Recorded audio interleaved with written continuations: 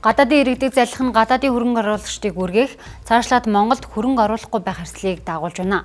Тухайлбал бүгд найрамдах Хятад ард улсын Миндүү Энержи компани захирал хөрөнгө оруулагч Өвөр Монгол иргэн Ли Жанхуа олгой болон компанид 51 тэрбум төгрөгийн хөрөнгө оруулсан байна.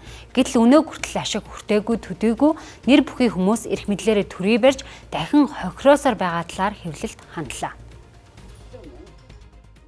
Бүгд найрамдах Хятад ард улсын иргэн Ли Жанхуа 2017 оноос Сүхбаатар аймгийн Сүхбаатар суманд байрлах олгой болог компани Түхмийн уурхайтай хамтын ажиллагааг эхлүүлжээ.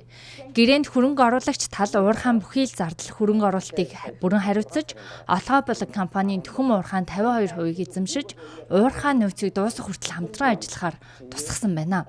Энэ хүрээнд хөрөнгө оруулагч тал 100 гаруй автомашин, техник тоног төхөөрөмж, 20 км сайжруулсан зам засварын ажил, уурхайн кемпинг бүтээн байгуулалт, тогтчлтын ажил, хөрс хуулалт, тээвэрлэлт, татвар хураамж зэрэг нийт 51 тэрбум гаруй төгрөг зарцуулсан байна.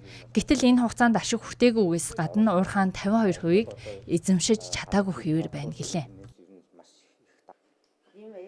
Гэрээний дагуу хөрөнгө оруулагч талын зөвшөөрлгүйгээр 3 дахь оператор компани оруулахгүй, хамтран ажиллахгүй гэсэн тохиролцоо хийсэн. Гэтэл олгой болог компани талаас 3 дахь компанитай хамтран олборлолт, тээвэрлэлт, борлуулалт хийн гэрээний завтаа зөрчиж хөрөнгө оруулагч талыг хамтын ажиллагаанаас гаргасан. Гэрээ зөрчсөн энэ үйлдэлээс маргаа эхэлсэн. Маргаанаа шийдэх гэхэд улсын ерхий прокурор асан, дөрөлж авын төрсөн дүү хувьцаа эзэмшигч Баатар нь та нар казино тоглоод алдсан гэж бод. Хуулийн байгууллагаар яваад нэмэргүй бүгд манай тал гэж хэлж хамтын ажиллагаанаас бидний хөөсөн. Бид хуулийн байгууллагад шалгуулж байгаач олгой болог компанийн биднийг ажлын байран дээр ирж дарамталж аюулгүй байдал занхилсан тул ийхүү хэвлэлд хандаж байна.